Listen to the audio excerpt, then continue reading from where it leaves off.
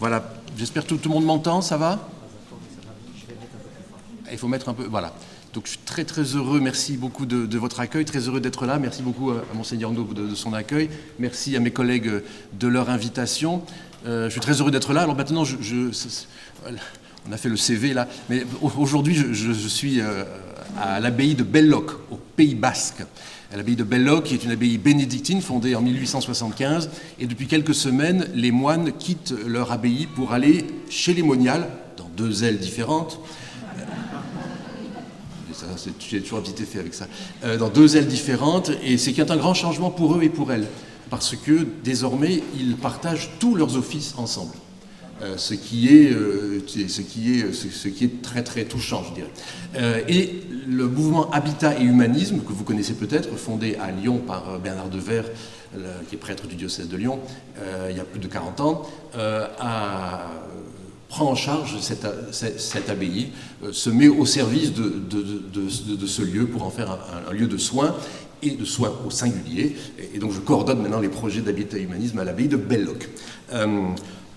Alors, synodalité, l'Église est-elle synodale? Quels enjeux pour l'Église d'aujourd'hui? La question peut paraître curieuse, parce que ça veut dire que si l'Église n'est pas synodale, ça veut dire qu'elle est cléricale, ou ça veut dire qu'elle est démocratique? Au fond, vous voyez qu'à travers cette question-là, ce qu'on peut essayer, ce à quoi on peut essayer de réfléchir, c'est l'originalité de l'Église. D'ailleurs, beaucoup de théologiens refusent de dire qu'est-ce que l'Église, mais disent plutôt qui est l'Église. Je trouve ça très intéressant. Qui est l'Église? Comme une personne corporative, en quelque sorte. Quels enjeux donc pour l'Église d'aujourd'hui? Évidemment, c'est tout à fait lié au processus dans lequel nous sommes. Et nous, on l'a bien entendu dans la prédication de Monseigneur No tout à l'heure, il y a un sous-titre dans le processus dans lequel nous sommes. Pour une Église synodale, synode sur la synodalité, très bien, mais il y a trois mots très importants. Communion, participation et mission. Et il y a le risque de ne pas toujours penser au troisième mot, qui est pourtant certainement le plus déterminant du processus dans lequel nous sommes. Alors pour réfléchir à ces enjeux, qu'est-ce que je propose ici à titre introductif? Alors d'abord une petite remarque de méthode, il y a une contradiction structurelle qui ne vous aura pas échappé par le fait que on parle de synodalité, puis c'est moi qui parle tout seul. Bon. Alors tout ceci est fait pour susciter l'échange tout à l'heure, évidemment. Et c'est pour ça que le livre que j'ai coécrit avec mes deux autres collègues, nous l'avons écrit à plusieurs, parce que je pense que c'est important de faire entendre une diversité de voix sur ces questions-là. Et du coup, moi, mon propos sera forcément très limité par l'angle de recherche qui est le mien, c'est-à-dire l'ecclésiologie, la théologie de l'Église, la tentative de répondre et de chercher à comprendre pourquoi Dieu veut l'Église et qui est l'Église. Alors, qu'est-ce que je vais faire? On va des choses extrêmement simples.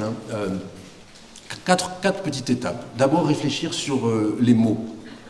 De quoi parlons-nous, au fond? De quoi parlons-nous? Parce qu'en fait, les mots sont déterminants. Les mots ne sont pas des étiquettes sur des objets. Les mots, en fait, déterminent notre rapport au monde, notre manière de nous situer dans le monde. Après, réfléchir sur les contextes. Les contextes, j'ai mis ce mot au pluriel aussi, non pas un seul contexte, mais une pluralité de contextes. Dans quel contexte sommes-nous, à la fois historiquement et géographiquement, quand nous cherchons à réfléchir sur l'originalité ecclésiale, l'originalité de l'Église telle qu'elle apparaît dans quelque chose comme la synodalité. Mais il n'y a pas de synodalité sans conditions, donc réfléchir aux conditions, là aussi au pluriel, aux conditions de la synodalité. Et puis, dire les chantiers qui sont devant nous, en ayant après à la fin une petite conclusion. Alors, ça va? Je ne parle pas trop lentement? Non. Alors, les mots. Les mots. Bah, le premier mot, c'est synode. Bon, alors ça, on nous rebat les oreilles depuis plusieurs années, etc. Bon, synode, ok, synode. Voilà. En fait, synode, attention, parce que ça a deux sens. Hein. C'est le marche en commun, mais c'est aussi franchir un seuil. Alors c'est très intéressant parce que c'est pas simplement une marche en commun qui serait comme une marche en avant, une fuite en avant, mais c'est une marche en avant dans laquelle on franchit des seuils. Comme ici, là, on est dans une partie tout à fait singulière de la Belgique ou des Pays-Bas, je ne sais plus, où on change, on change de pays en sortant de chez soi. Donc, il faut franchir un seuil, c'est-à-dire au moment où tout le monde, ensemble, passe d'un endroit à l'autre. Et donc c'est très important parce que ces seuils, il faut les franchir aussi ensemble. La marche ensemble n'est pas tellement facile. Pour qui a essayé de marcher en montagne, on voit bien qu'en groupe, on voit très bien que ceux qui sont devant ont tendance à aller de plus en plus vite et ceux qui sont derrière ont tendance à aller de plus en plus lentement, épuisés par le fait que... Et puis quand ils arrivent, quand tout le monde se rejoint, ceux qui sont là depuis longtemps déjà, qui étaient les premiers, disent « bon, mais on y va !» Est-ce que ceux qui arrivent en dernier, c'est déjà un moment. Donc marcher ensemble, c'est pas super facile. Mais franchir un seuil ensemble n'est pas non plus très simple. Donc synode, ok, synode, ça dit quelque chose au fond, ça dit une tension aussi. Une tension entre événement et puis institution. Événement, c'est-à-dire des choses ponctuelles, des éléments ponctuels. Tel ou tel diocèse, ça a été le cas à Nice, me semble-t-il, vit un synode diocésain. Bon, ben ça c'est ponctuel.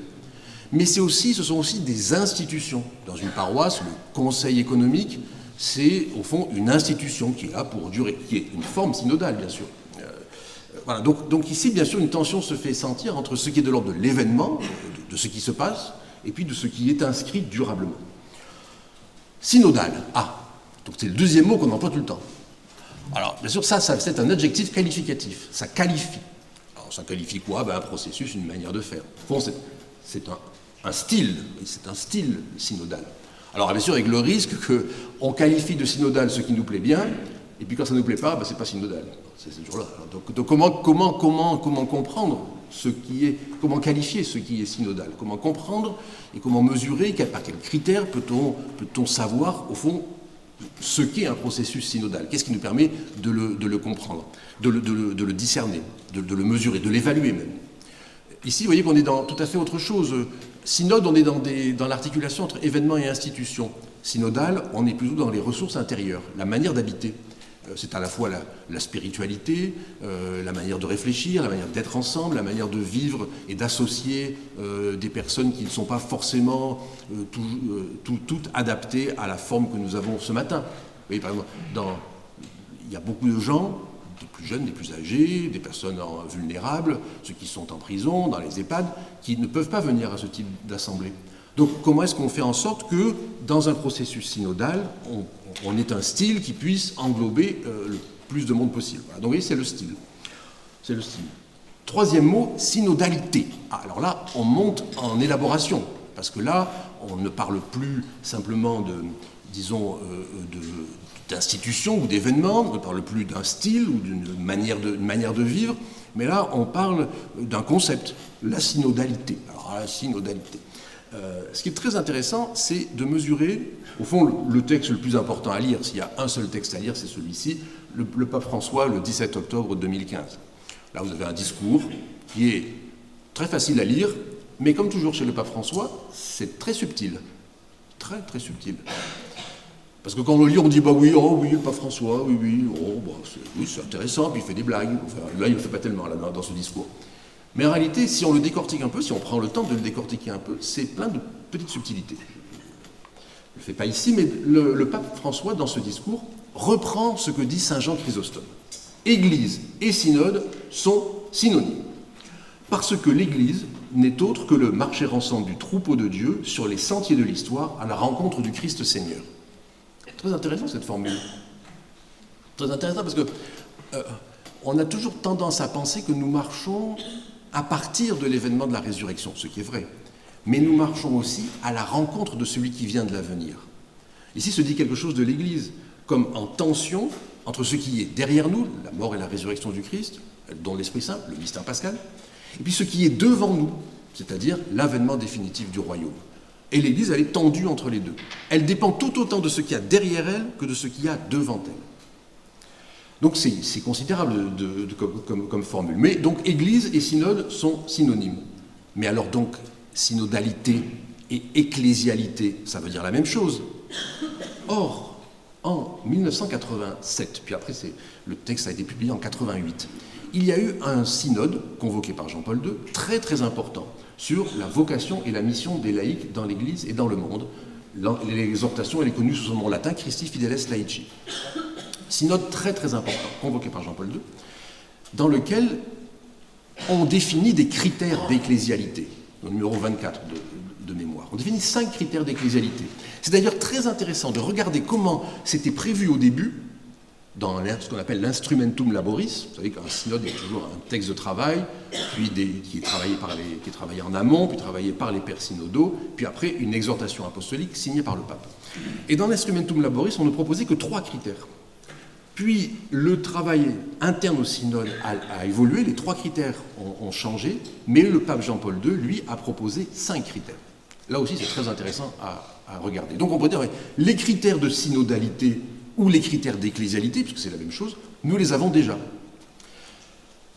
Et puis il y a un 4e mot, synodalisation. Alors là, on monte encore plus en complexité, enfin en spéculation. C'est-à-dire, c'est pas simplement des institutions et des événements, c'est pas simplement un style, une manière d'être, d'habiter au fond la vie chrétienne avec les ressources de la spiritualité, les ressources d'un ethos chrétien finalement. C'est pas non plus une manière de comprendre des critères de synodalité ou d'ecclésialité, c'est-à-dire qu'est-ce qui permet de caractériser un processus synodal, mais c'est un phénomène de synodalisation. Alors ça, on dit, bah oui, l'Église catholique vit une grande période de synodalisation, c'est-à-dire elle se saisit de ce qu'est le synode. Alors, il y a un petit danger dans cette expression synodalisation, parce que ça peut laisser croire que avant on ne le faisait pas, et maintenant on le fait. Bon, je viens de vous citer un synode très important en 87, enfin il y en a eu beaucoup d'autres. Et puis de toute façon, le synode, c'est ce que dit François en reprenant le mot de Chrysostome, la structure synodale de la vie chrétienne, elle est de toujours à toujours. Donc synodalisation peut laisser croire qu'au fond on est dans quelque chose de tout à fait neuf. Mais comme toujours dans la foi chrétienne, ce n'est jamais complètement neuf. On ne fait simplement que retrouver ce qui, en fait, nourrit la vie ecclésiale, puis qui a été un peu laissé de côté pour telle ou telle raison. Donc c'est très important parce que c'est, au fond, une redécouverte. Alors, synodalisation, moi je veux bien qu'on l'emploie si on veut dire que c'est une redécouverte de ce qui était déjà là. Et pas simplement un truc nouveau managérial qui servira à résoudre tous nos problèmes. Parce que ça, c'est faux. Le synode n'est pas un management, le synode, c'est pas un système de management qui va résoudre tous nos problèmes. Ça, c'est pas vrai. Ça marchera jamais. Même pas la peine d'essayer. Non, synodalisation, c'est au fond l'étape que nous vivons dans laquelle nous redécouvrons ce qui est de toujours à toujours. C'est-à-dire, pour reprendre les mots de Vatican II, l'Église comme mystère. Ah, mystère. Alors ça a été un choix considérable fait à Vatican II, parce qu'au fond, on était porté par des représentations, qui sont toujours d'ailleurs agissantes, selon lesquelles, qu'est-ce que c'est que l'Église ? C'est une société. C'est-à-dire, on applique à l'Église les catégories qu'on utilise pour une association de pétanque, un parti politique, un État, une entreprise, bref, les réalisations humaines qui structurent notre vie sociale. Or, à Vatican II, on fait le choix exactement inverse, c'est-à-dire on dit l'Église est un mystère. Alors, on peut dire, donc ça veut dire qu'on n'y comprend rien, que c'est même pas la peine de faire de l'ecclésiologie. Pourtant, c'est une discipline très importante, j'en suis pas vraiment convaincu. Non, en fait, ça veut dire qu'on reprend le mot de saint Paul, le mystère. Le mystère, c'est pas ce qui est énigmatique, c'est ce qui est toujours déjà là et jamais complètement approfondi. Toujours déjà là.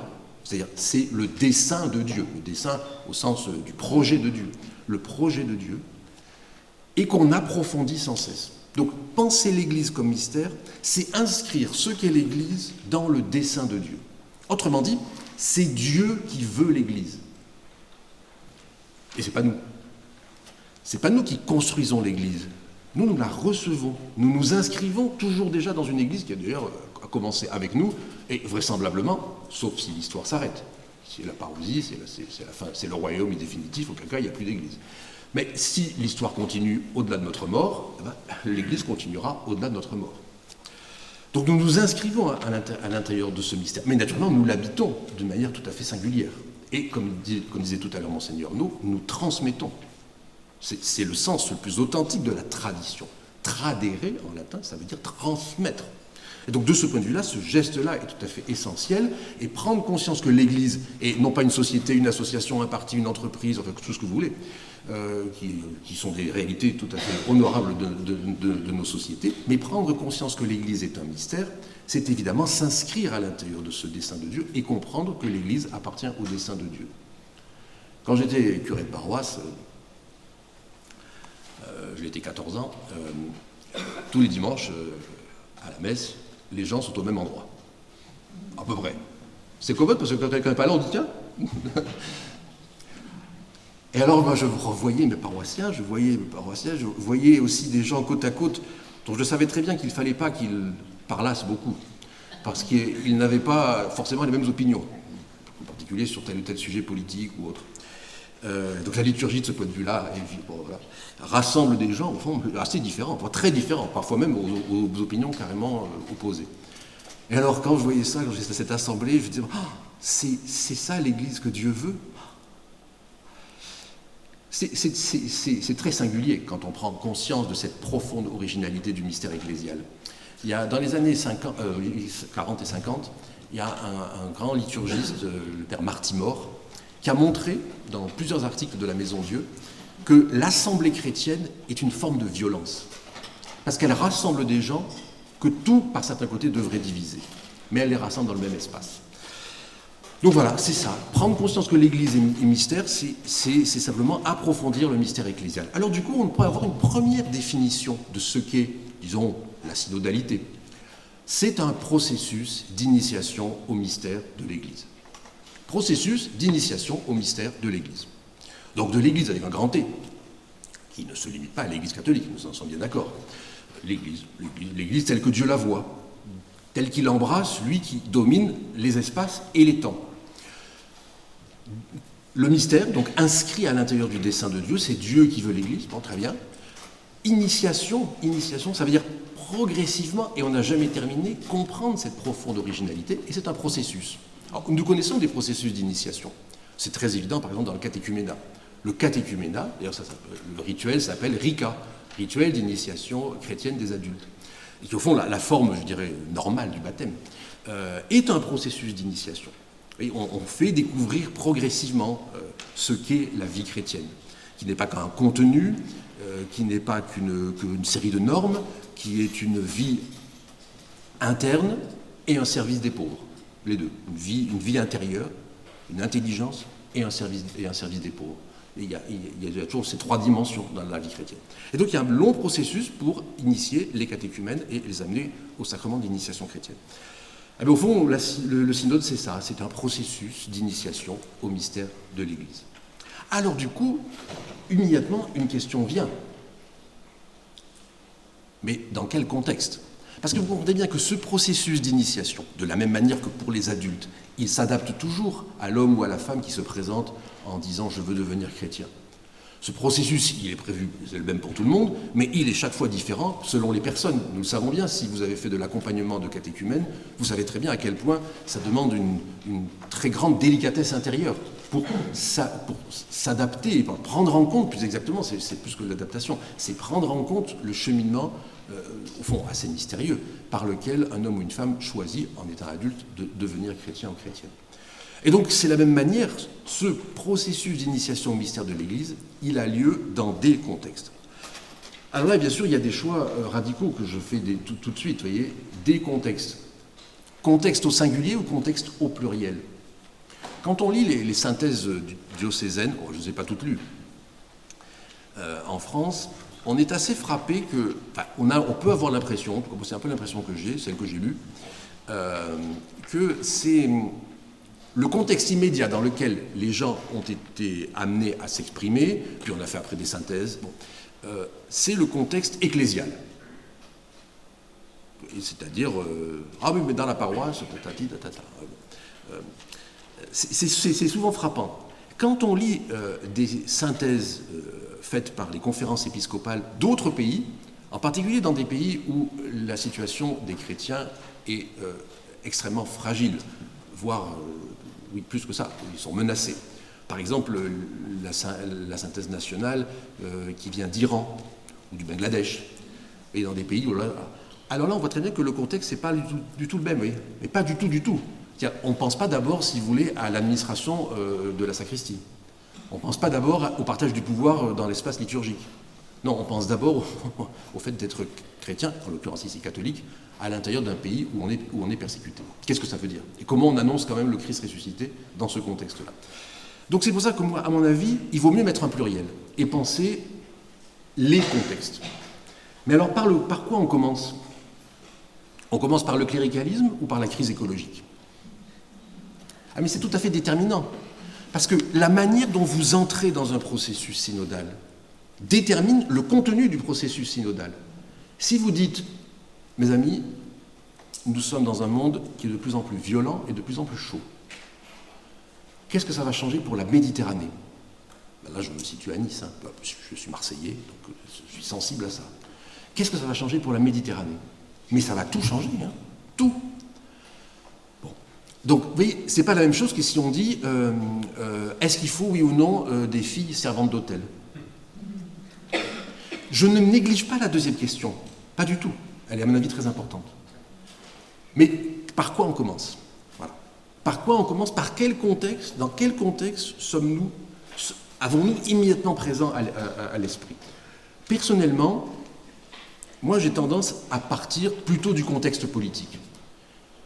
Je ne dis pas qu'il faut négliger le contexte ecclésial, je vais y venir, mais dans ma présentation très rapide, parce que toutes ces choses-là vous les savez déjà, je mets plutôt le contexte politique, parce que pour moi il est déterminant. Il s'agit de vivre un processus synodal en 2022, bientôt en 2023, puis après en 2024. C'est maintenant.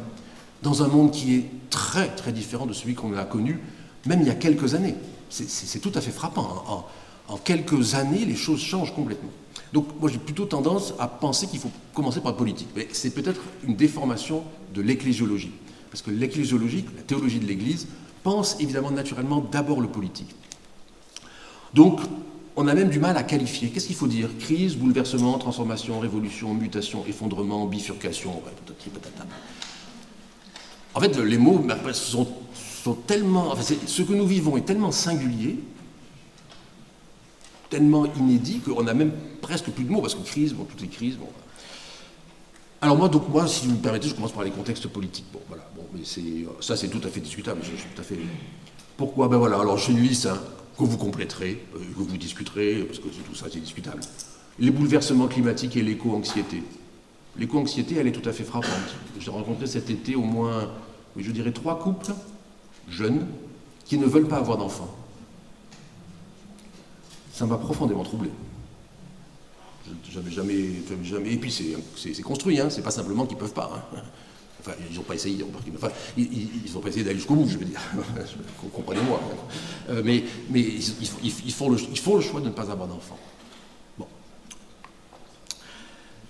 La guerre en Ukraine, le fait que voilà, une remise en cause radicale de l'ordre international a hérité de la victoire de 1945, avec une organisation des Nations Unies qui semble vidée d'elle-même.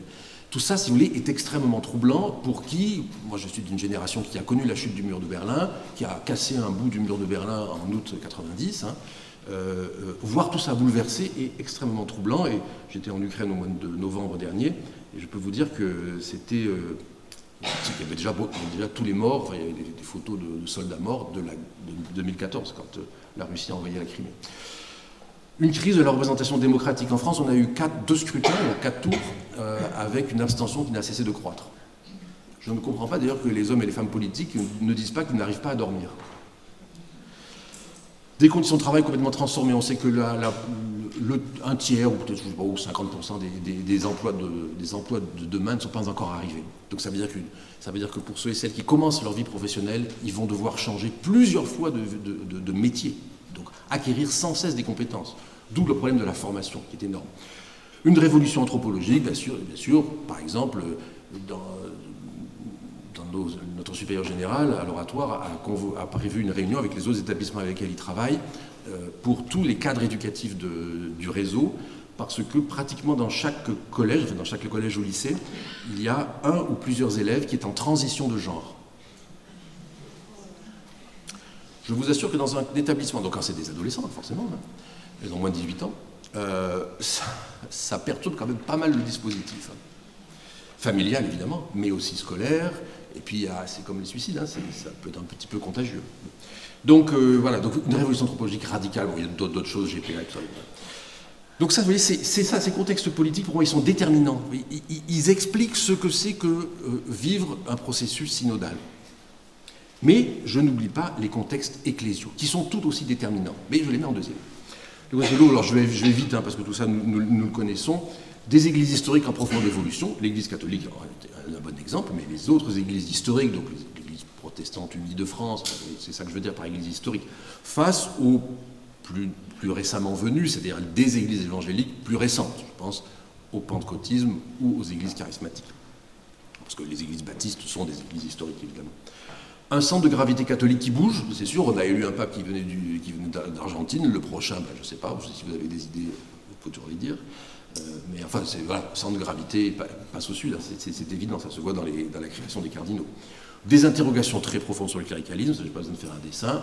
Femmes et hommes dans l'Église, là aussi, l'actualité se charge d'illustrer mon propos.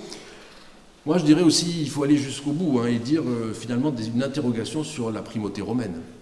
Et être conscient que le synode dans lequel nous sommes, ce processus synodal dans lequel nous sommes, et si nous en parlons aujourd'hui, c'est parce qu'il y a un pape. Parce que s'il n'y avait pas un pape qui exerce sa primauté romaine, on n'aurait pas un synode. C'est-à-dire, s'il avait un système où il aurait fallu l'accord de tous les évêques du monde entier pour lancer un processus synodal, on ne l'aurait jamais eu, ça c'est sûr. En fait, on est dans un système où on lance un processus synodal parce qu'il y a la primauté romaine. Il n'y a pas de synodalité sans primauté romaine. Alors avec le risque de la verticalisation, qui est un vrai risque dans l'Église catholique, parce que le problème c'est que ce modèle de la primauté romaine, finalement, finit par imprégner tous nos fonctionnements. Parce que bon, que le pape exerce sa primauté romaine, je constate d'ailleurs qu'avec le pape François, il n'y a aucune relativisation de la primauté romaine. Bon, ça, des gens se sont inquiétés au début de son pontificat parce qu'il parlait de décentralisation, on s'est dit, voilà, ça y est, c'est parti. Oh, ben, c'est pas parti du tout. Voilà, la primauté romaine est exercée par le pape François sans aucune difficulté. On verra ce que fait son successeur. Mais un certain nombre de décisions, si vous voulez, doivent laisser assez perplexes nos frères et sœurs d'autres confessions chrétiennes. Donc, primauté romaine. Et quelle modalité pour la primauté romaine? Et donc, quelle modalité pour l'exercice de l'autorité dans l'Église, évidemment. C'est ça qui est sous-jacent à tous les niveaux de réalisation.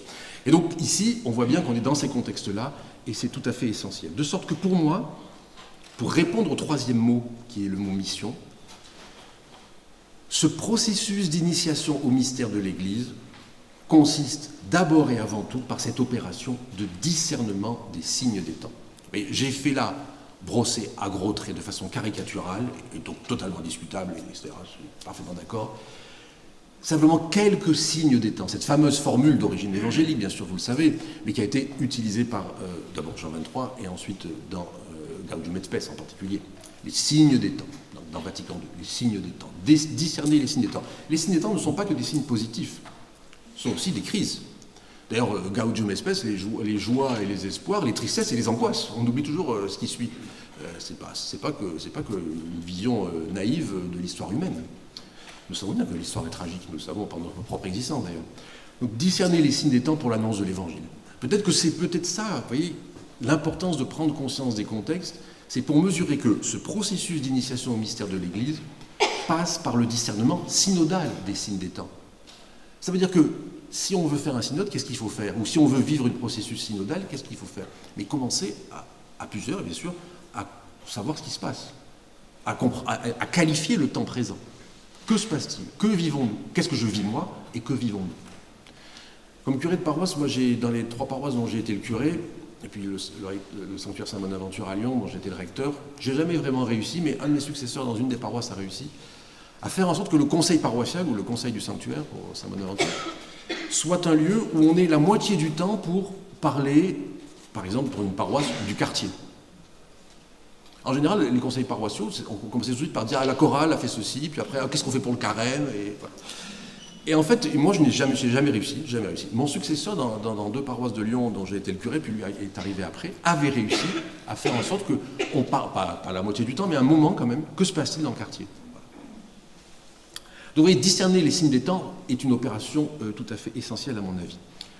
Mais du coup, on comprend très bien que, une fois qu'on comprend que la synodalité, c'est donc le processus d'initiation au mystère de l'Église qui passe par le discernement des signes des temps, du coup, ça demande des conditions. En effet, des conditions même assez précises. Je ne vais pas toutes les décrire ici, parce que par manque de temps, et puis on les complétera, vous les compléterez. Des conditions, ça ne se fait pas n'importe comment. Ça demande au fond même, il faut le dire, des règles. Des règles. Ici, bien sûr, c'est l'importance, au fond, du droit canonique qui est sous-jacent. Tout ce qui est de l'ordre de la procédure. Il n'y a pas de processus synodal sans une procédure qui permet de respecter toutes les personnes, toutes les parties prenantes, en tenant compte, en particulier, des personnes les plus vulnérables et les plus faibles. Ceux et celles qui, spontanément, ne prennent pas la parole. Première chose, la liberté. Oui, parce que bien sûr, je pense, ça me semble tout à fait essentiel de dire qu'il y a quelque chose de déterminant qui est la capacité à être libre. Alors ici, bien sûr, il ne faut pas se tromper, la liberté, c'est certainement la liberté face aux puissances politiques, ou aux puissances économiques, ou aux puissances médiatiques. Donc c'est une liberté qui est un espace où nous pouvons exister comme chrétiens. Nous ne sommes pas écrasés par un État, c'est le cas en France, nous ne sommes pas écrasés par un État qui nous interdirait d'exercer, nous ne sommes pas écrasés par des puissances géopolitiques qui nous menacent. Bon, nous avons la chance, nous, de vivre cette liberté. Mais attention, parce que la liberté pour nous n'est pas que cette liberté, disons, juridique, enfin civile. C'est une liberté qui pour nous est une libération par Jésus-Christ. La liberté pour nous n'est pas un donné, qui nous est une sorte de chose qui est donnée avec la naissance comme citoyen. Pour nous, la liberté, c'est une libération. C'est pas seulement le cadre juridique d'un état de droit et démocratique dans lequel nous avons la chance de vivre, mais c'est la libération de nos propres conditionnements. La liberté, c'est la liberté face à notre peur de la mort, de notre peur de manquer, notre peur de ne pas être aimé. Nous sommes libérés par le Christ de tout ce qui relève en réalité du péché et de la mort. C'est ça la liberté chrétienne. Donc la liberté n'est pas simplement la fantaisie, c'est la capacité à ne pas être enfermé dans ce qui conditionne toute existence humaine, à ne pas être écrasé par le fait que nous allons mourir, en effet.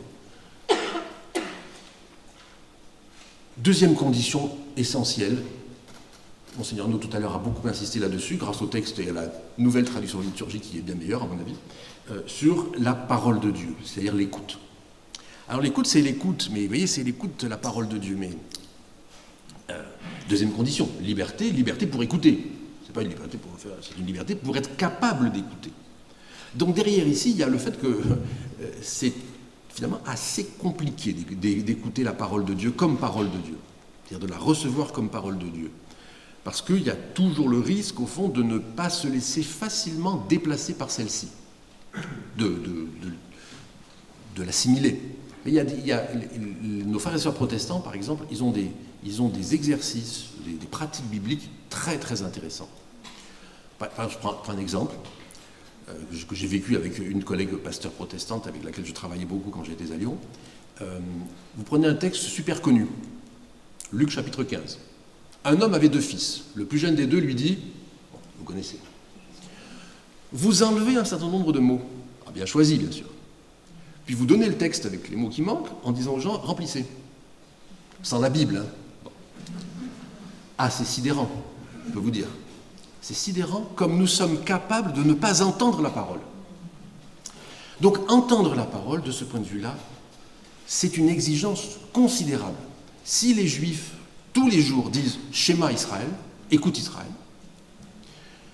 c'est parce que c'est pas si évident que ça en réalité, d'écouter vraiment. Mais ce qui est encore plus spectaculaire, c'est de prendre conscience que cette écoute de la parole de Dieu, elle se passe à l'intérieur de notre histoire. Oui, c'est pas écouter une parole intangible, anhistorique, qui tombe du ciel. C'est écouter une parole à l'intérieur de notre propre histoire humaine, chacune et chacun individuellement, et de l'histoire de l'humanité. Et cette écoute de la parole de Dieu exige, je dirais, l'écoute de nos frères et sœurs. Ce qui n'est pas non plus tellement facile, surtout quand on n'est pas d'accord avec eux. Moi, j'ai connu un processus, une paroisse, où dans le processus, dans les petits groupes qu'ils ont fait, il y avait des règles. Donc, chacun pouvait s'exprimer librement. Ceux qui ne voulaient pas s'exprimer n'étaient pas forcés de le faire. Mais il y avait un temps limité, et puis c'était en plusieurs périodes, en plusieurs phases. Une phase sans aucun débat.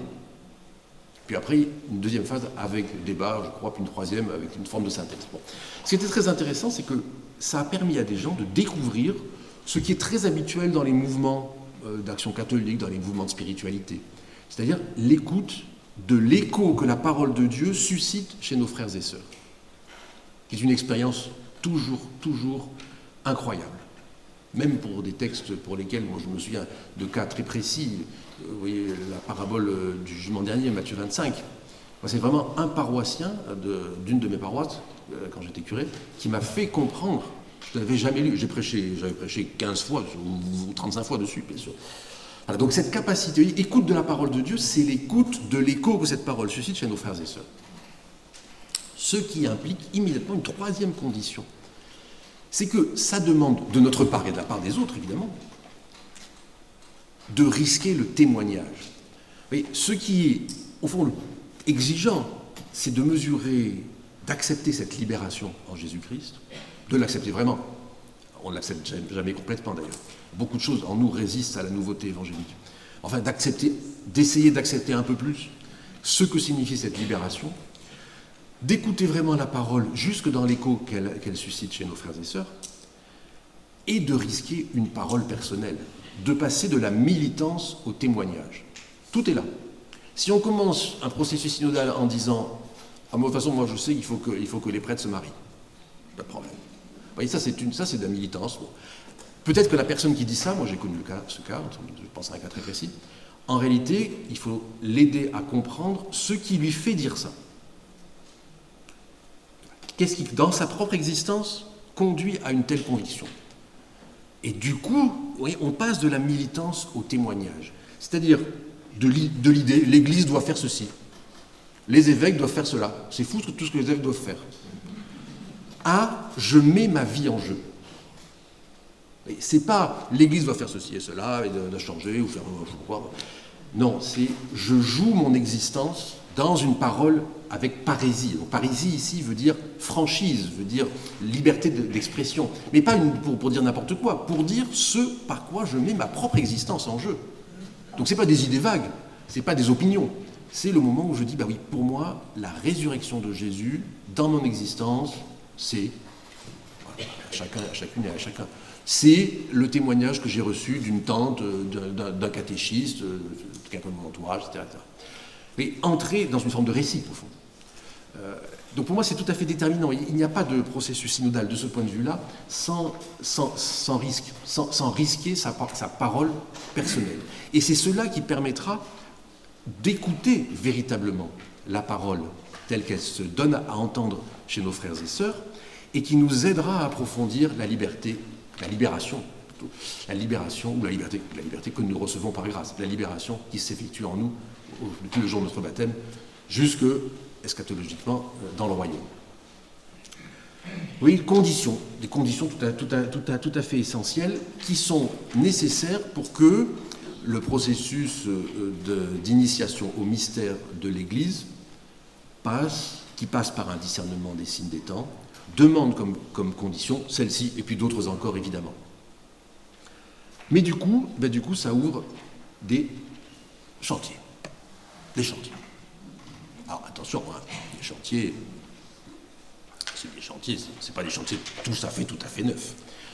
Enfin, disons que ça en montre un tout petit peu plus l'urgence, peut-être, on pourrait dire ça comme ça. Et puis, moi j'en ai mis 3, mais enfin, vous pouvez en rajouter, hein, c'est pas un problème. Enfin, il y a un ordre. Moi, personnellement, je mets ça en premier. Le service des personnes vulnérables. Alors, évidemment, bon, c'est toujours, là aussi, on est un peu piégé.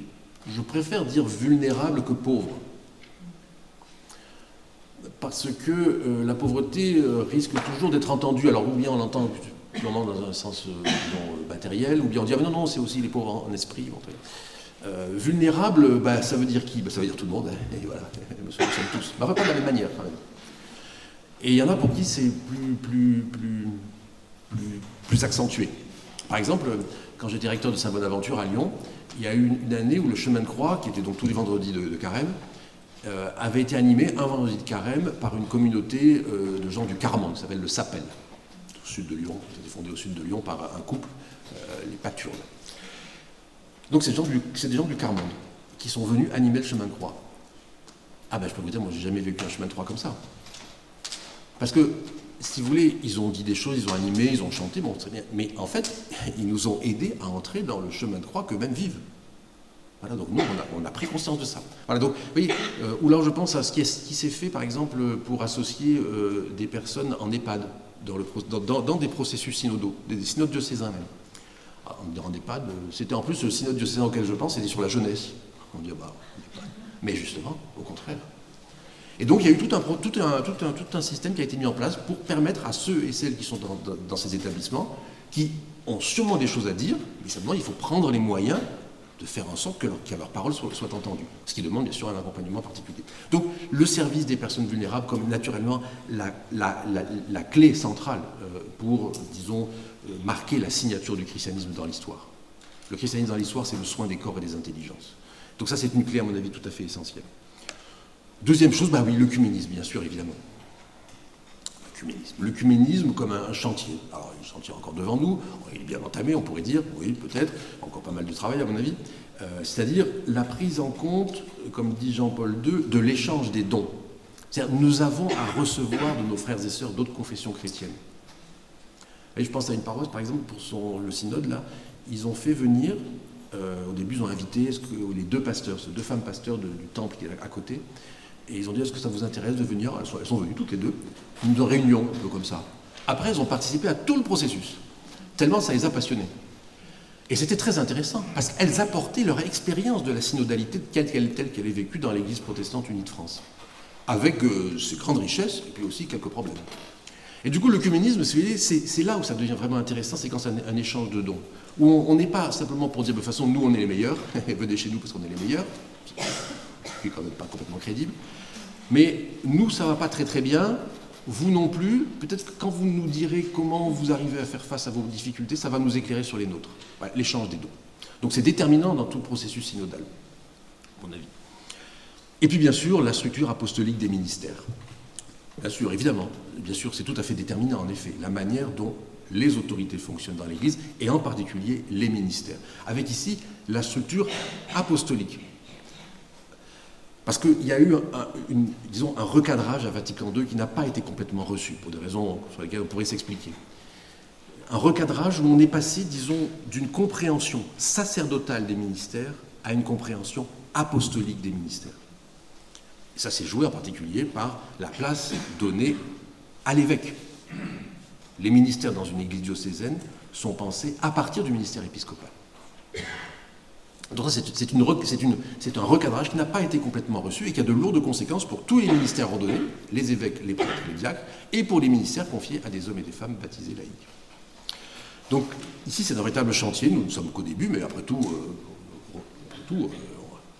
le Vatican compte un siècle, mais on voit bien que c'est quand même tout à fait essentiel, cette compréhension du recadrage de Vatican II et surtout de ce que ça signifie, disons, comme place tout à fait essentielle des ministères dans l'Église. Il n'y a pas d'Église sans ministère.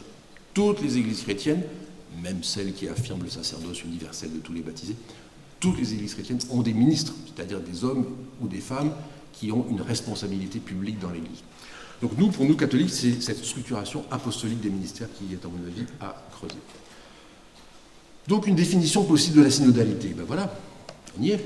Ça y est, on y arrive. Bah, c'est une définition possible qui sera discutée, j'espère, dans une seconde. Processus d'initiation au mystère de l'Église, dans le monde de ce temps, donc discernement synodal des signes des temps, sous l'écoute de la parole de Dieu, évidemment, donc ça veut dire qu'il nous fait... Qui nous conduit, qui nous sensibilise lentement à être capable d'écouter aussi nos frères et sœurs, grâce à des apprentissages. Les chantiers sont des apprentissages. Nous apprenons, on apprend très péniblement, mais on apprend quand même. Or, en réalité, pour synthétiser tout ça, vous voyez, cet ensemble à quatre dimensions-là, initiation au mystère de l'Église, dans le monde de ce temps, sous l'écoute de la parole de Dieu, grâce à des apprentissages ou des réformes, comme vous voulez. Je préfère dire apprentissage, parce que là, ça montre que tout le monde doit apprendre. Réforme, on peut toujours penser que c'est la réforme des chefs, des évêques, tout ça. Non, l'apprentissage, ça veut dire que c'est tout le monde, en réalité. Et bien sûr, à quoi ça vous fait penser? Eh bien, il y a un théologien australien qui est très impliqué dans le concile national que l'Australie célèbre en ce moment, qui a cette formule. Est-ce que quelqu'un peut la traduire en français? Nutshell, tout le monde comprend. Des propositions? En résumé, c'est une formule possible, en effet, elle est très intéressante. Une autre formule? Oui, mais quand même, parmi nous, certains parlent anglais. Non, pas du tout. Synthèse. Moi, je dirais un concentré de Vatican II. Nutshell, c'est ça que ça veut dire en anglais, hein. C'est pas la coque de noix, bien sûr. Ça veut dire que c'est concentré. C'est un concentré de Vatican II. C'est pas simplement un résumé, parce que le résumé laisse entendre qu'au fond, Vatican II, c'est un corpus de textes. Non, c'est un concentré. Parce que Vatican II, c'est 3 choses: un corpus, un événement, une expérience, qui a mis l'Église catholique en branle, il y a 60 ans, presque jour pour jour, c'est le 11 octobre 62, qui était au fond une grande mise en branle de toute l'Église catholique pour approfondir le mystère de l'Église, pour comprendre quelle est sa mission dans le, dans le monde de ce temps, en se plaçant sous la parole de Dieu, grâce à des apprentissages. Donc pour moi, au fond, la synodalité, c'est un concentré de Vatican II. Je vous remercie.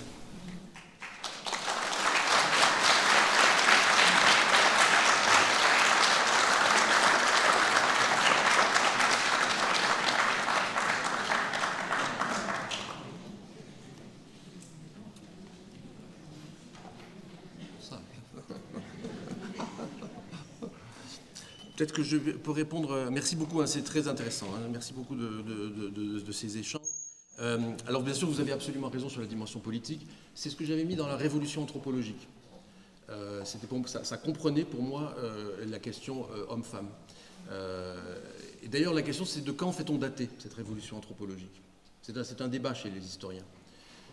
Ma collègue, donc nous publions avec Brigitte Cholvy, qui est professeur émérite d'anthropologie théologale à l'Institut catholique de Paris.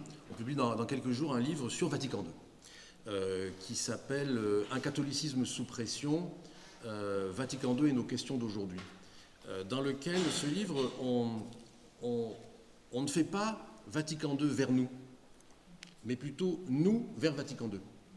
Et alors c'est elle, bien sûr, parce que c'est sa spécialité, qui traite cette question homme-femme. Le titre de mémoire, c'est « Des hommes et des femmes ».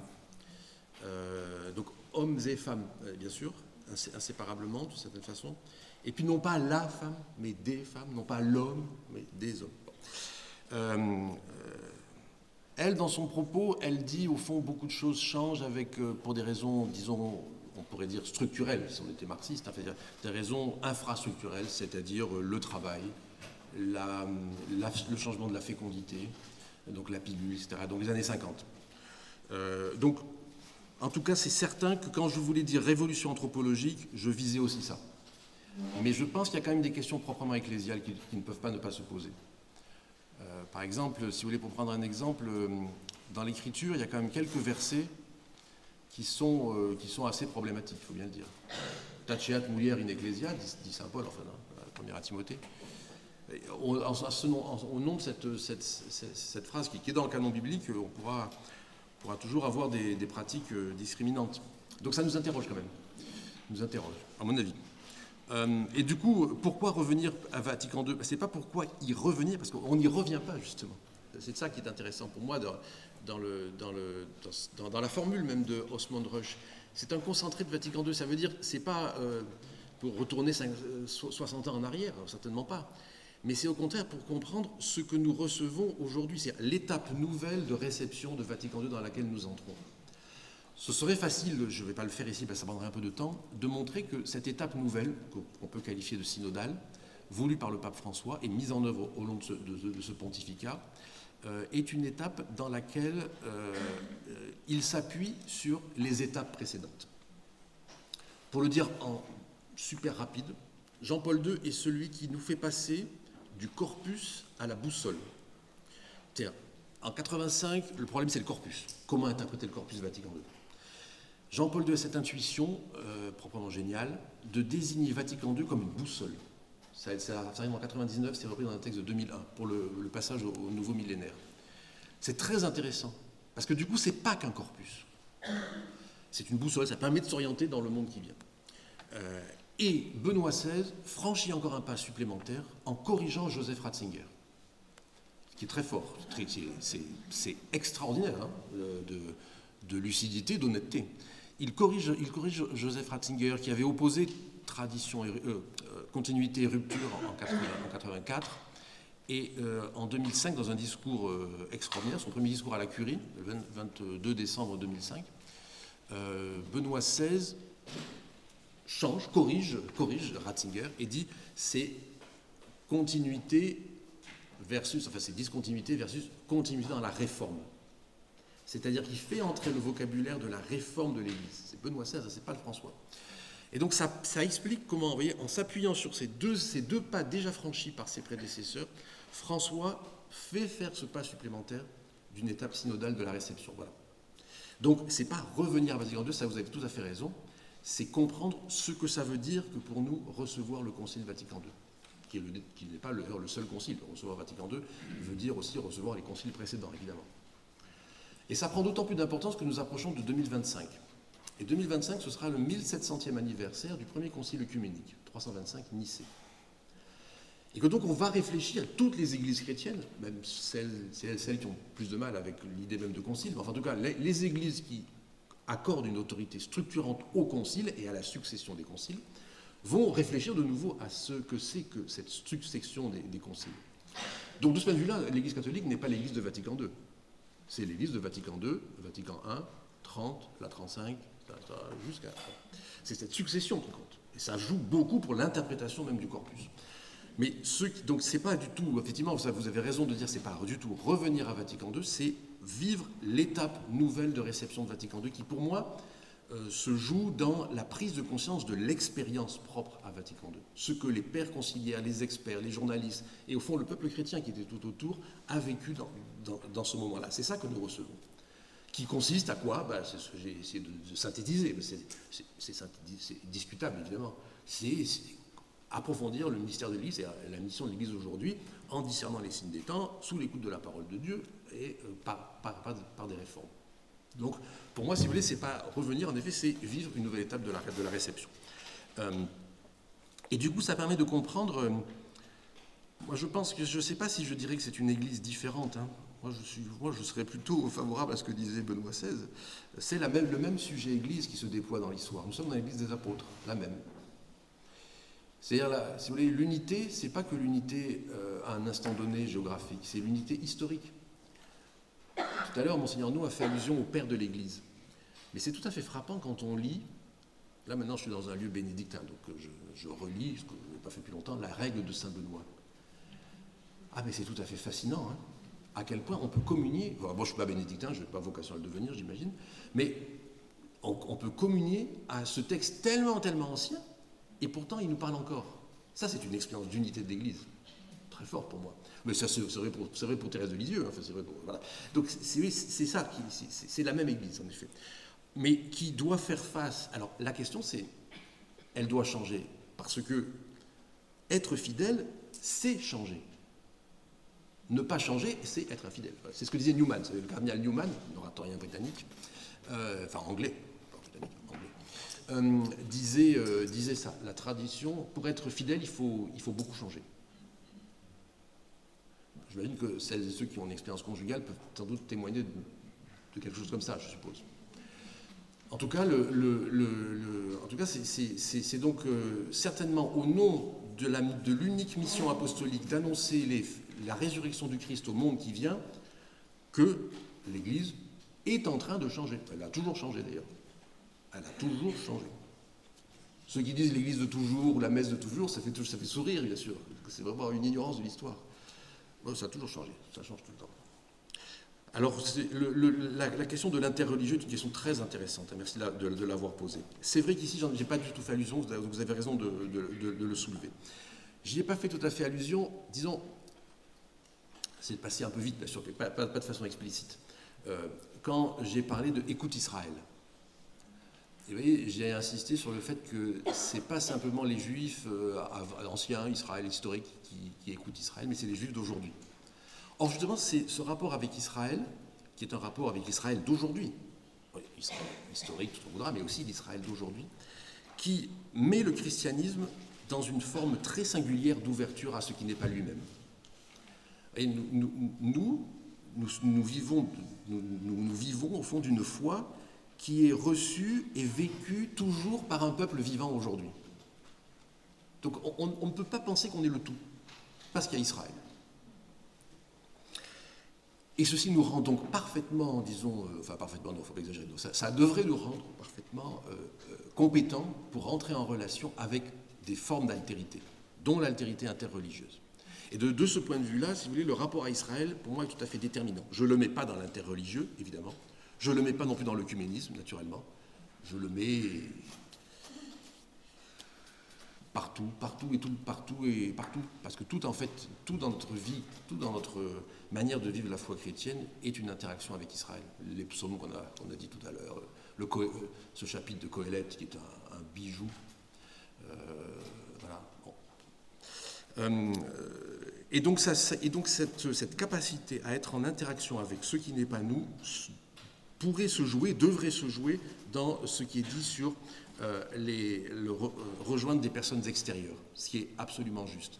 Je connais un doyenné, c'est un doyenné plutôt rural, qui a proposé dans le cadre du processus synodal, qui a invité tous les maires du doyenné. Et ils étaient assez nombreux à venir, pas tous évidemment, mais plusieurs sont venus. Et là, ils s'attendaient à ce qu'on leur demande des trucs, parce que les maires, quand on va les voir, et là, ils étaient surpris parce que le groupe qui les a invités leur a demandé, bon alors pour vous, quelle est la situation de cette zone, quelles sont vos priorités, qu'est-ce que vous avez à nous dire, à nous chrétiens. Et c'était très intéressant, m'a dit la personne qui a participé à ça. Donc c'est pas facile à faire, voilà, c'est pas facile à faire, ça je suis bien d'accord avec vous, mais je pense que c'est tout à fait déterminant. Et je pense qu'il y a des gens qui... je connais un évêque par exemple qui m'a dit là, pas si longtemps, qu'il passait quand même pas mal de temps à parler en tête-à-tête avec des hommes et des femmes politiques, qui sont soumis à des pressions qu'on a du mal à imaginer, et qui sont souvent dans une grande solitude. Donc vous voyez, il y a quand même du possible. Je ne dis pas que c'est facile, mais il y a quand même du possible. Et du coup, ça me permet de conclure sur le dernier élément, qui est la dernière question, sur la différence entre synodalité et démocratie participative. Ah, mais là, on soulève un problème de science politique majeur. C'est quoi exactement la démocratie participative? Si quelqu'un peut me donner une définition assez brève de ce que c'est. Parce que si vous voulez, les expériences récentes que nous avons eues dans ce beau pays de France en termes de démocratie participative n'ont pas été complètement concluantes. En tout cas pour ceux qui ont participé, ça c'est sûr. Souvenons-nous des différents Grenelles, de tous ces trucs, tous ces Grenelles qui se succèdent, ou bien de trucs sur l'écologie, là, et puis là du CNR. Alors attendez, Conseil national, de refondation, et c'est Conseil, c'est quoi? C'est Conseil national, oui. Ah oui, c'est quand même très fort d'avoir choisi Conseil national. Conseil national de la refondation, et pas de la résistance. Bon, donc voilà. Donc démocratie participative, au fond, je ne sais pas très bien ce que c'est. En revanche, celui qui, à mon avis, le mieux écrit là-dessus, c'est Étienne Grilleux, qui est le recteur du Centre Sèvres à Paris. Il y a plusieurs articles de lui où il montre la différence entre synodalité et démocratie. Là, c'est pas participatif, c'est démocratie, tout simplement. Et puis, en fait, il indique qu'une synodalité chrétienne, c'est-à-dire une synodalité qui respecte l'originalité du mystère ecclésial, peut interroger les pratiques démocratiques dans un certain nombre de cas. Et lui, bien sûr, parce qu'il travaille avec ils ont tout un séminaire, ils travaillent beaucoup, sur la place des pauvres. C'est que justement, nous devrions, dans un processus synodal, donner une voix prioritaire à ceux qu'on n'entend pas. Et ça pourrait interroger des pratiques participatives, des pratiques démocratiques. Parce que nos pratiques démocratiques sont au fond censitaires. Nous avons au fond un suffrage censitaire. C'est-à-dire qu'on voit très bien, quand on fait une étude sociologique de ceux qui votent, ce sont les classes supérieures qui votent majoritairement, très majoritairement. Donc on a une forme de sens encore. Du coup, il y a une interaction qui est vraiment très intéressante. Puis je termine enfin par ça. L'un des lieux où se joue cette interaction, c'est certainement la vie religieuse. Voilà. Parce que je me souviens très bien d'une discussion avec un dominicain qui s'était un peu échauffé, et puis il m'avait dit « Ah mais nous, la démocratie, ça fait 800 ans qu'on la vit. » Bon. Alors, de fait, c'est pas complètement faux. C'est qu'effectivement, dans l'ordre dominicain, les couvents élisent leurs prieurs. Donc il y a des pratiques, et puis d'ailleurs, toutes les congrégations religieuses ont des chapitres, où on délibère, où on élit le supérieur ou la supérieure, où on prend des orientations. Donc c'est bien des pratiques de type démocratique, c'est aussi vrai dans la vie monastique d'ailleurs. Donc je trouve que cette question, elle est vraiment intéressante, elle pose de lourdes questions en sciences politiques, et je dirais volontiers que la vie religieuse, de ce point de vue-là, pourrait jouer un rôle encore plus prophétique, C'était l'intuition de Jean-Baptiste Metz, dans les années 70, le rôle prophétique des ordres religieux. Et que sans doute, et là moi je suis vraiment d'accord avec ce que dit Étienne Grieux, c'est vraiment sur la question de la place des plus pauvres que se joue un élément déterminant pour l'avenir de nos démocraties, je le pense. Merci beaucoup.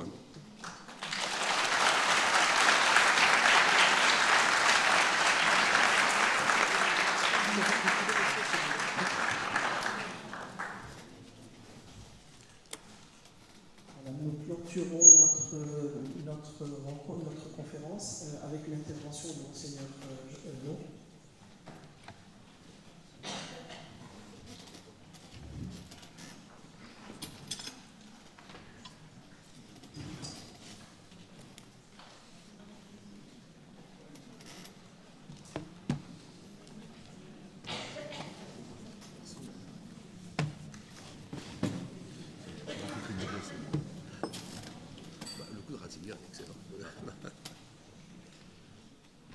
Voilà, bonjour à tous, rebonjour. En fait, ça ne va pas être vraiment une intervention, je voudrais simplement, on m'a proposé de clôturer, je voudrais simplement vous partager une petite expérience que j'ai commencé à partager avec mon voisin tout à l'heure dans la sacristie,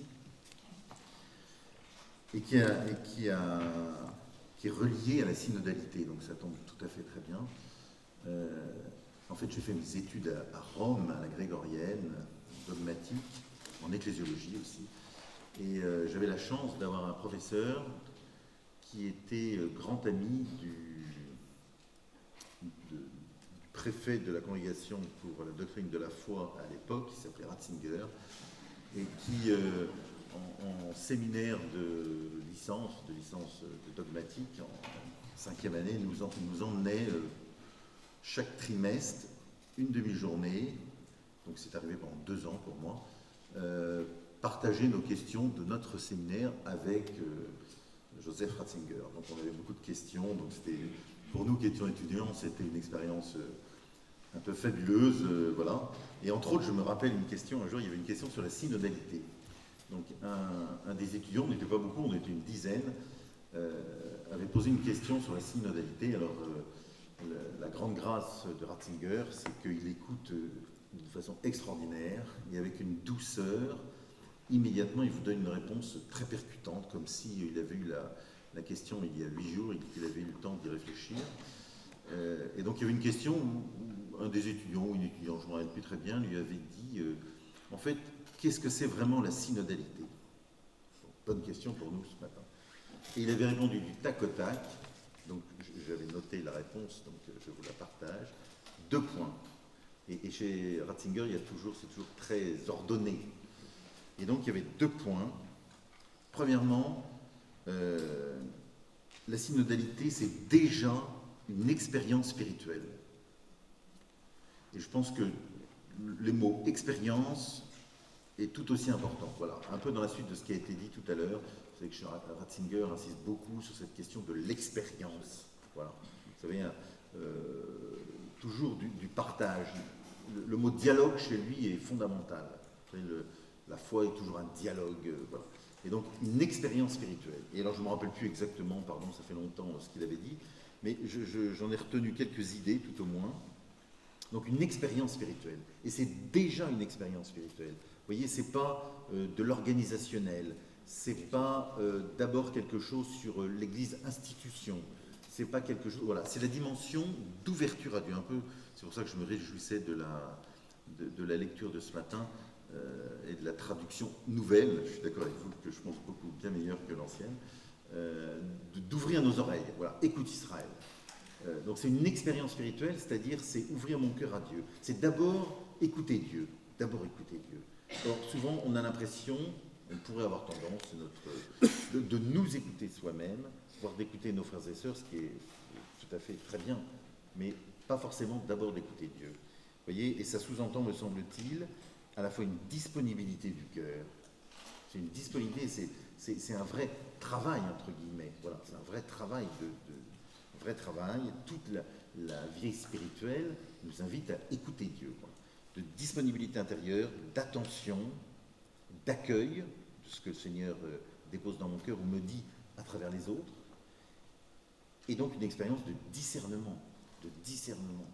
Et la question du discernement, me semble-t-il, est fondamentale aujourd'hui. Voilà. Parce que sinon, chacun dit Dieu m'a dit ça, voilà. Discerner, qui discerne, comment on discerne, voilà. Vous voyez, et avec cet ordre, alors ça, je ne crois pas que ça vient de la rencontre avec Ratzinger, mais voilà, cet ordre qui nous est donné dans notre Père, que ton nom soit sanctifié, que ton règne vienne, que ta volonté soit faite. Que ton nom soit sanctifié, c'est la reconnaissance gratuite de la beauté, de la grandeur de Dieu. Et donc c'est le cœur à cœur avec Dieu, c'est toute l'expérience d'Israël qui nous le rapporte. Que ton règne vienne, ça nous donne, comme ça a été dit tout à l'heure, une direction très très claire, quoi. Voilà, ça nous oriente en fonction d'un héritage vers la vie éternelle pour laquelle nous sommes faits et le retour du Seigneur, donc la question du salut certes, mais aussi la vie avec Dieu, quoi, que ton règne vienne. Et c'est ce que nous disons tous les jours en notre Père. Et que ta volonté soit faite. Donc sa volonté, ce n'est pas quelque chose qui nous tombe dessus, c'est discerner la volonté de Dieu. La volonté de Dieu, elle est fondamentalement bonne, puisque Dieu est bon. Donc c'est sa volonté, c'est son amour pour nous, pour moi, aujourd'hui, dans le contexte dans lequel je suis aujourd'hui, pour moi personnellement et pour nous communautairement. Et donc vous voyez, c'est vraiment une expérience spirituelle. Et donc dans la synodalité, je ne réponds pas à la question, mais la différence avec la démocratie participative, c'est vraiment ça. C'est-à-dire c'est une expérience spirituelle, où dans la boucle, il y a Dieu, et il y a d'abord Dieu. Et ce n'est pas simplement un groupe qui fait pression pour que son idée passe par rapport aux autres. On n'est pas dans cette logique-là. On est dans une logique de discernement, c'est-à-dire d'accueil, de discernement de la volonté du Seigneur. Voilà. Donc c'est vraiment ce lien avec Dieu, vous voyez, et qui fait écho au double commandement du Seigneur. Aimer Dieu, aimer son prochain, c'est écouter Dieu, écouter son prochain. Et j'écoute mon prochain parce que je perçois dans ce qu'il vit, dans ce qu'il dit, dans ce qu'il est, dans son témoignage personnel, comment son interprétation de la parole de Dieu est incarnée quelque part. Et donc j'écoute Dieu à travers mon prochain, quoi, vous voyez. Et donc c'est vraiment cette double expérience qui me semble fondamentale. Et deuxième remarque de Ratzinger à l'époque, donc du tac au tac, c'est une expérience spirituelle, c'est une expérience ecclésiale. Voilà, c'était ces deux points. Une expérience spirituelle, une expérience ecclésiale. Et autant le premier point, c'est mon lien avec le Seigneur, autant dans le deuxième point, c'est la communauté. Mais ce n'est pas une communauté simplement horizontale, c'est une communauté, comme ça a été rappelé tout à l'heure, qui marche avec le Seigneur. Voilà, c'est tout le début, le chapitre 1 du mystère de Lumen Gentium, le mystère de l'Église. Je ne sais pas, je ne vous connais pas très très bien. Je pense qu'aujourd'hui, quand on fait des études de théologie, sur la parole de Dieu, voilà, le corpus de Vatican II, et tout spécialement, alors moi j'ai beaucoup travaillé, j'aime beaucoup Lumen Gentium, il me semble un texte fondamental à reconnaître, à connaître, à reconnaître, à creuser, à recreuser, voilà. Et donc, vous voyez, dans cette expérience ecclésiale, qui de fait pour moi s'oppose en partie qui n'est pas une expérience de démocratie, c'est pas un jugement démocratie participative, c'est pas un jugement sur la démocratie participative, la question n'est pas là, c'est qu'on n'est pas complètement sur la même question, quoi. Sinon on a une vision très humaine de l'Église. Et voilà. Et c'est pas non plus de la cogestion, la question n'est ni bien ni pas bien, on n'est pas dans cette question-là, quoi. Voilà. Vous voyez, c'est vraiment le mystère de l'Église. Voilà. Et donc, le mot-clé, c'est le mot de communion, là, me semble-t-il. Le mot de communion. Et pour nous, chrétiens, la communion, on sort de l'Eucharistie, la communion, ça a un sens très particulier. C'est certes la communion, le rite de communion qu'on a vécu à la fin de la célébration, mais le rite de communion, en fait, transpire dans tout ce que nous sommes, c'est-à-dire la communion avec Dieu. Et c'est parce que tous nous communions avec Dieu que nous avons quelque chose en commun. La communion, c'est partager quelque chose de commun entre nous. Parce que quelque chose de commun, c'est l'amour même de Dieu. Donc ça change complètement la donne. Et c'est notre expérience ecclésiale fondamentale. Donc vous voyez, l'expérience d'une église comme communion, c'est pas du même ordre, c'est pas du tout un jugement d'une expérience, d'une institution humaine, quelle qu'elle soit, qui n'a évidemment rien de mal. Voilà, mais on n'est pas quelque part sur la même expérience. Vous voyez, moi je dirais ça. Et pour terminer, pardon, il me semble que dans cette expérience ecclésiale, et le mot expérience est important, l'expérience ecclésiale, vous voyez, il y a la question du discernement. Moi, j'avais noté 3 points, vous voyez, avant d'écouter le Père, mais ça rejoint ce qu'il a dit, donc je m'en réjouis. Le premier, c'est la question des signes des temps. Alors, voilà, quand on lit Gaudium et Spes, c'est fondamental, la question des signes des temps. Il y a 3 points. Pour retenir, vous voyez, je me rappelle un cours d'ecclésiologie grégorienne. Pour retenir les signes des temps, c'est 4, 11, 44. 4, 11, 44, le fond, ça fait 44. Donc vous vous rappelez les 3 passages, numéro 4, numéro 11 et numéro 44, dans Gaudium et Spes. Vous voyez, 30 ans après, je me rappelle encore du truc. Le deuxième truc, c'est les déplacements. Aujourd'hui, c'est un mot qui est très... donc la question des signes des temps, la question des déplacements que nous sommes invités à faire. Aujourd'hui, le mot déplacement, c'est un mot qui est très tendance. Ça nous vient du coaching, me semble-t-il, tout ça. En fait, dans la tradition chrétienne, c'est soit ce qu'on appelait la conversion, de façon un peu moralisante à la fin, mais ça revient quelque part à la même chose. Mais cette question des déplacements, et qui n'est pas que personnel, mais qui est aussi personnel. Voilà. C'est facile de dire il faut que l'Église fasse ça, c'est moins facile de dire il faut que je me convertisse et que je grandisse dans un chemin de sainteté, quoi. Mais en fait, c'est quand même d'abord... Voilà. Et puis le troisième... Le troisième point que j'avais souligné, c'était l'importance de la finalité. Vous voyez ? Parce qu'on pourrait avoir tendance à dire, et ça, de fait, c'est une caractéristique de l'Église, notre fin, c'est la vie éternelle. Donc on est fait pour ça, on a été créé pour ça, donc c'est pas simplement un but, mais on l'a vécu ce matin à l'Église. Donc on a communié au corps du Seigneur, glorieux, ressuscité, qui est la vie éternelle. Donc la vie éternelle a déjà commencé, elle est au milieu de nous, et donc il y a une tension permanente, comme ça a été dit tout à l'heure, et je pense qu'il ne faut pas qu'on oublie, vous voyez, pas comme simplement une vision, une finalité dans le sens des coachs, j'ai rien contre les coachs, mais dans quelque chose qui est déjà là, et qui m'habite, et qui tend vers son accomplissement, voilà, vers son accomplissement. Et donc il y a une joie profonde. Voilà. En tout cas, merci Père. Voilà. En tout cas, bonne année, puisqu'on m'a demandé de conclure. Voilà, bonne année universitaire à chacun, à chacune. Voilà, comme je disais un peu tout à l'heure, je souhaite vraiment que ce plongeon dans le mystère de Dieu, et donc le mystère de l'Église, tel que nous partageons aujourd'hui, non seulement nous émerveille, je pense qu'il y a un côté d'émerveillement, et qui est intellectuellement intéressant et qui est merveilleux, mais que plus que ça, que ça nous nourrisse, voilà, nourrisse profondément, et que ça nous appelle à être des témoins. Voilà, le Père a rappelé que dans les 3 sous-titres, il y avait le mot mission, communion, mais il y a aussi le mot mission. Donc le mission, c'est comme dit le pape François, il faut sortir. Voilà, il faut sortir, on est dans une salle et on est bien au chaud, c'est parfait, mais à un moment, il faut qu'on sorte.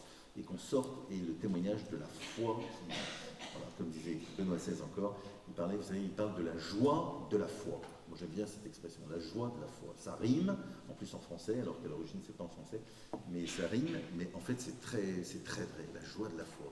Il faut qu'en sortant, nous ayons des témoignants de la joie de la foi. Merci.